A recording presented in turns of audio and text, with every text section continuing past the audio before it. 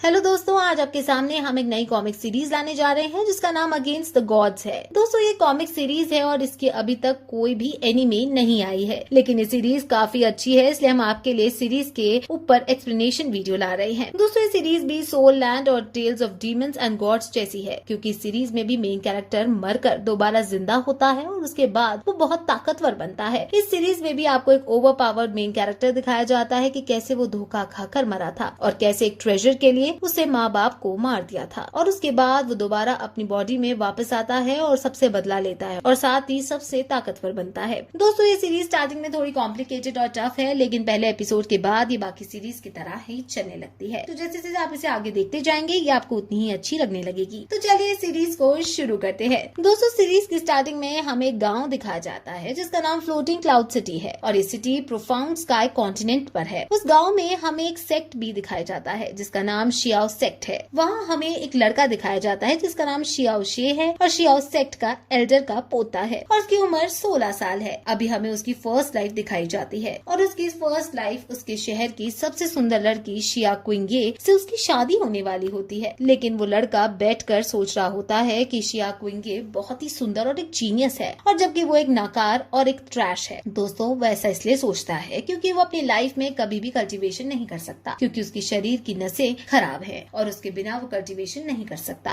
तभी हम देखते हैं कि उसी घर में एक और आदमी को देखते हैं जिसका नाम शियाओ युंगलोंग है और वो शियाओ सेक्ट के हेड का पोता है। वहीं एक आदमी उसे एक पॉइजन देता है जिसका कोई टेस्ट नहीं है और उसे पीते ही किसी की भी मौत हो सकती है। पॉइजन को शियाओ युंगलोंग एक बोल में मिला देता है और तभी वहाँ से शियाओ ली, जो कि 5th एल्डर की बेटी है, वो शियाओ शे के लिए खाना लेकर जा रही होती है, लेकिन तभी शियाओ युंगलोंग उसे रोकता है और उसे वो जहर वाला खाना देता है। शियाओ ली पहले तो उस खाने को ले जाने से मना करती है, लेकिन शियाओ युंगलोंग उसे झूठ बोलता है कि आज शियाओ शे की शादी है तो ये खाना आज उसकी मदद करेगा और ऐसा सुनकर वो उस खाने को शियाओ शे के पास ले जाती है और जैसे ही शियाओ ली वहाँ से जाती है तो शियाओ युंगलोंग गुस्से में कहता है कि शियाओ शी, तुम अपनी मौत के लिए मुझे दोषी मत ठहराना, क्योंकि ये सब तुम्हारी वजह से ही हो रहा है। वो आगे कहता है कि शिया क्विंगे सिर्फ मेरी है और तुम्हारा जैसा नाकारा आदमी उससे शादी नहीं कर सकता। वही दूसरी तरफ हम देखते हैं कि शियाओ ली नादानी में वो जहर वाला सूप ले जाकर शियाओ शे को दे देती है और वो सूप को पी जाता है, जिसके बाद उसे कुछ अजीब सा लगने लगता है और उसके बाद शियाओ शे की वही मौत हो जाती है। उसके बाद हमें एक नई जगह दिखाई जाती है जो कि एज्योर क्लाउड कॉन्टिनेंट है और वहाँ जंगल में एक छोटा बच्चा रो रहा होता है। तभी एक बुढ़ा आदमी वहाँ आता है और उस बच्चे को गोदी में उठाकर कहता है कि इतने से बच्चे को कौन इस जंगल में छोड़ गया, और उसके बाद वो उस बच्चे को अपने साथ ले जाता है। उसका नाम यून शे रखता है।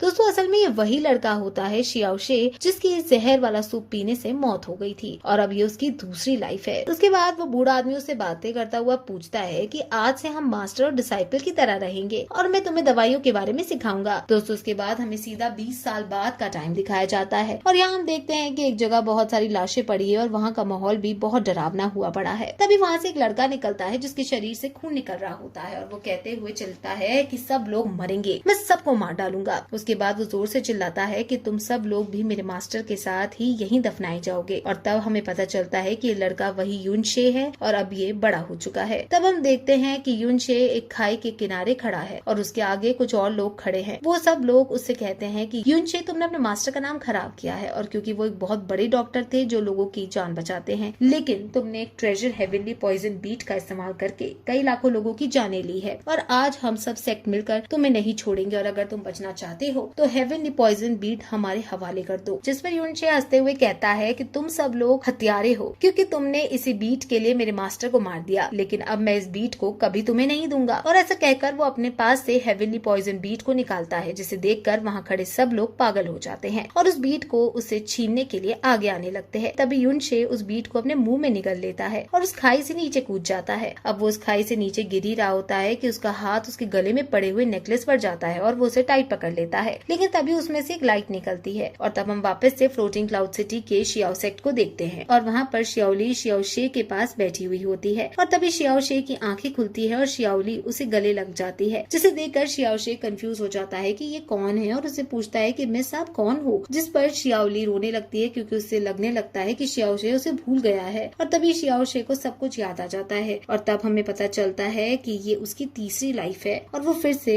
मरकर जिंदा हुआ है। तब शियाओ ली उसे बताती है कि आज तुम्हारी शादी है और तुम अचानक से बेहोश हो गए थे, फिर वो उससे कहती है कि मैं अभी जाकर तुम्हारे दादाजी को बुला कर लाती हूँ, और ऐसा कहकर वो वहाँ से चली जाती है। तभी वहाँ बैठे हुए शियाओशे सोचता है कि कैसे वो अपनी लाइफ में यहीं पर जहर खाकर मर गया था, और उसके बाद वो अज्योर क्लाउड कॉन्टिनेंट पर पैदा हुआ, और उसके बाद वो वहाँ भी मर गया और वापस से अपनी पुरानी बॉडी में जिंदा हो गया है। लेकिन वो सोचता है कि मुझे अभी भी अपने पुराने जन्म की सारी बातें याद हैं, और जब वो अपने हाथ को देखता है तो वो चौंक जाता है, क्योंकि जो हेवनली पॉइजन बीड उसने मरने से पहले खाई थी वो उसकी बॉडी के साथ फ्यूज हो चुकी है, और अब वो उसके हाथ पर एक टैटू के रूप में है। तब वो वहाँ रखा खाना देखता है तो उसे समझ आ जाता है कि किसी ने उसे जहर देकर मारने की कोशिश की थी, और इसी से वो मरा था। लेकिन अब उसके पास हेवनली पॉइजन बीट है जो उसे सारे पॉइजन को खत्म कर सकती है, और इसी के कारण उसके शरीर से सारा पॉइजन खत्म भी हो चुका है। फिर वो ये सब सोचकर चिल्लाने लगता है कि ये सब उसके साथ ही क्यों हो रहा है, कि पहले वो मरकर कहीं और जिंदा हुआ और फिर वो वहाँ भी मरकर वापस से अपनी फर्स्ट बॉडी में आ गया। लेकिन फिर वो खुद को शांत करके आगे के बारे में सोचता है। तभी उसके दादाजी वहाँ आ जाते हैं और उसके गले लगकर रोने लगते हैं, लेकिन वो उन्हें भी शांत कराता है, और वो फिर शादी में जाने की तैयारी करने लगते हैं। तब शियाओशे शियाओली से पूछती है कि उसे वो सूप किसने दिया था, जिस पर वो उसे बताती है कि वो सूप उसने शियाओ युंगलोंग ने दिया था। ये सुनकर शियाओशे सब समझ जाता है कि उसे कौन मारना चाहता होगा, और वो उससे बदला लेने की सोचने लगता है, और इसी के साथ ये एपिसोड यहीं खत्म हो जाता है। तो आपको आज ये एपिसोड बहुत ही कॉम्प्लिकेटेड और टेढ़ा मेढ़ा लगा होगा, लेकिन मैं आपको बताना चाहती हूँ कि अब इससे आगे की कहानी सीधी और मजेदार है। आपको इस कहानी को देखने में बड़ा मजा आने वाला है, इसलिए हम आपसे आशा करते हैं कि आप इस कहानी को भी बाकी सीरीज जितना ही प्यार देंगे।